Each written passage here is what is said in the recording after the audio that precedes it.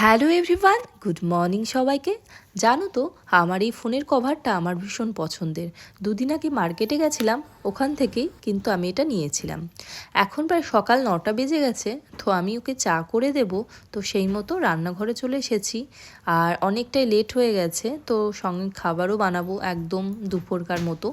তো আজকের মেনু কি কালকে রাতে ঠিক করে রেখেছিলাম কি রান্না করব। আজকে করব ফুলকপি দিয়ে মাছ দিয়ে আলু দিয়ে একটা ঝোল, ঢ্যাঁড়স ভাজা আর ভাত।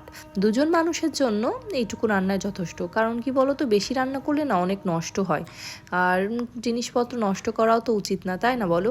আর এই কপিটা প্রায় এক সপ্তাহ হয়ে গেল আনা হয়েছে, তো আজ করব কাল করব করে আর করাই হচ্ছে না। তো ভাবলাম আজ যদি না করি হয়তো এরপরে একদমই নষ্ট হয়ে যাবে, তখন আর খাওয়াই যাবে না।